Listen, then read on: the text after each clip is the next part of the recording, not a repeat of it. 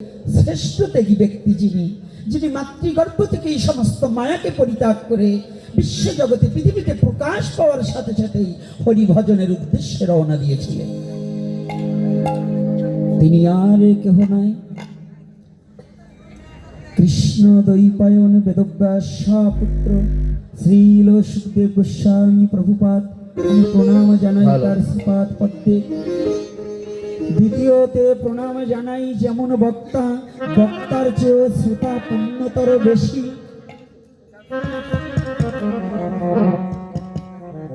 বক্তা মাতৃগর্ভ থেকে মায়াকে পরিহার করেছে, কিন্তু ভগবানকে দর্শন করেনি। কিন্তু যার কথা বলবো, তিনি মাতৃগর্ভে বসেই ভগবানের রূপরাশি দর্শন করেছিলেন। এমনকি ভগবান তার প্রাণ রক্ষা করবার নিমিত্তে নিজেই বাহু বেষ্টনে নিজের সব বুকে ধরে বসেছিলেন। এই জন্যে সনাতন ধর্ম, পৃথিবীর যত ধর্ম আছে তার মধ্যে শ্রেষ্ঠ ধর্ম সনাতন। পৃথিবীতে যত ধর্ম আছে তার মধ্যে শ্রেষ্ঠ ধর্ম কোনটা? এই যুব সমাজ, যেগুলো যাবার চলে যায়, ধান যখন কুলো দিয়ে ঝাড়া দেয় না, চিঠেগুলো এমনিতেই পড়ে যায় না। আজকে আসলে ভগবান একটু ভক্ত পরীক্ষা করলেন, আসলে কি হরিকথা শ্রবণ করবার আসছো না পাং পুং দেখাবার আসছে? যেগুলো পাং দেখাবার আসছে, যখনই কারেন্ট গেছে ওগুলো ঝরে পড়েছে। কথাটা বোঝেন না? ভগবানও মাঝে মাঝে একটু পরীক্ষা করে। সবাই তার হরিকথা শ্রবণের জন্য আসে না। আজকে হ্যাঁ হয়েছে, এখন কথা শোনো। আর কথা বলবে না বাবা, তুমি এখন বসে পড়ো, সুবল পিছনে তোমার লোক। তাহলে সনাতন ধর্ম পৃথিবীর সবচেয়ে যত ধর্ম আছে তার আদি ধর্ম কোনটা? ভালো করে কিন্তু জানতে হবে সনাতনী জাতি, বিশেষ করে গোপালগঞ্জ ডিস্ট্রিক্টের লোকেরা একটু ভালো করে জানা দরকার। কারণ এই গোপালগঞ্জ ডিস্ট্রিক্টের লোক এখনো যে সনাতনী কুলে জন্মগ্রহণ করে এদের জন্ম যে কত ধন্য এখনো বুঝতে পারেনি। এদের এখনো গোপালগঞ্জ ডিস্ট্রিক্টের অনেকের ব্যক্তিরই, শতকরা 80 জন ব্যক্তির এখনো অজ্ঞ যে আমরা সনাতন ধর্মে জন্মগ্রহণ করে আমাদের কত পুণ্যতা, এবং বহুত জন্মের পুঞ্জিত ফলমেহেন জন্মলাভ হয়েছে। বহু বহু জন্মের পুণ্য না থাকলে সনাতন ধর্মে জন্মগ্রহণ করা যায়। এই সনাতনের পুণ্যতা প্রাপ্তি কোথায়? এই সনাতনে ভাগবতের প্রবেশিকা দিয়েই আরম্ভ হয়ে গেল।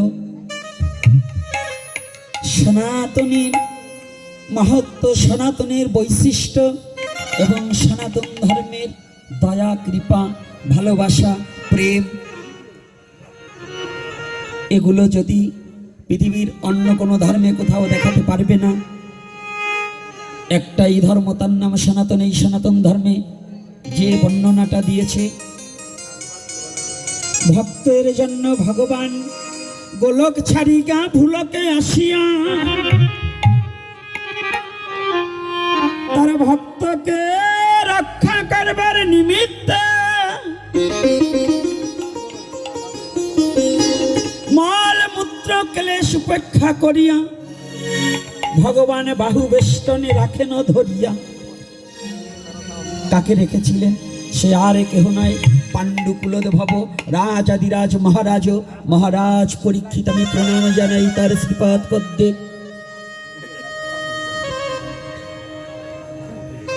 দাতার চেয়ে বক্তা ভালো, এখানেও তদ্রূপ। শ্রীল সুখদেব গোস্বামী প্রভুপাদ শুধু মায়া ত্যাগী, আর মহারাজ পরীক্ষিত ছিলেন মাতৃগর্ভে বেশি ভগবানকে দর্শন করেছিলেন। রাধে রাধে।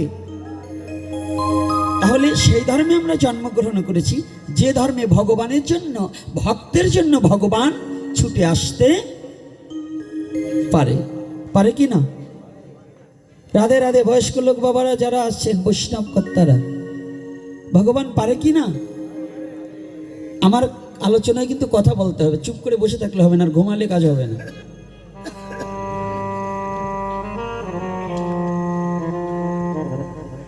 এই সনাতন ধর্মের বাস্তবতার উপরে কিছু আলোচনা করতে হবে।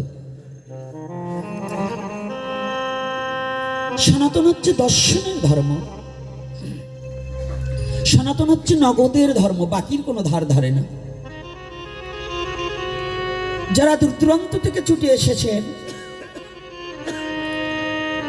এই সনাতন ধর্ম দর্শন ছাড়া কোনো কথা বলে না। কেন দর্শন? আজকে শিক্ষক মণ্ডলী আছেন, আমার ঘরেও দেখা করেছেন কয়েকজন শিক্ষক বাবারা, অনেকেই শিক্ষক এখানে আছেন, শিক্ষক শিক্ষিকাও আছেন। পৃথিবীর কোনো ধর্মে যখন শিক্ষা ব্যবস্থা চালু ছিল না, একমাত্র সনাতন ধর্মেই তখন শিক্ষা ব্যবস্থা চালু ছিল। পৃথিবীর সর্বপ্রথম বিশ্ববিদ্যালয়টা কোথায় জানেন? রাধে রাধে, কোথায়? সেটা কি ভারতবর্ষের আওতাভুক্ত কিনা? এই ভারতবর্ষের আওতাভুক্তে সনাতনী জাতিই তো আগে এটাকে দিয়েছে নাকি? তাহলে এই সনাতনী জাতি যে পৃথিবীর আদি শিক্ষিত জাতি, এই সনাতনী জাতি পৃথিবীর আদি জ্ঞানী জাতি, এই সনাতনী জাতি ভগবানের নিকটবর্তী যাত্রী। এই সনাতনী জাতি একমাত্র ভগবানের প্রিয়তম প্রিয়তমা, বন্ধু ভাই ব্রাদার সমস্ত হওয়ার অধিকার একমাত্র সনাতন ধর্মেই আছে, অন্য কোনো ধর্মে নেই। ভগবান পুত্র হিসেবে এসেছে কারো ঘরে, একমাত্র সে ধর্মটার নামই সনাতন ধর্ম, যে ধর্মে ভগবান পুত্র রূপে এসে ভক্তকে দেখা দিয়েছে। দিয়েছি কিনা? আজকে ছাউনটা আমি শান্তি পাচ্ছি না, কারণ কণ্ঠটা টেনে নিয়ে যাচ্ছে, আমার ভিতরে ব্যথা হয়ে যাচ্ছে। আমার ভাগ্য খারাপ, কারণ আমি একবার কম খেতে পারি।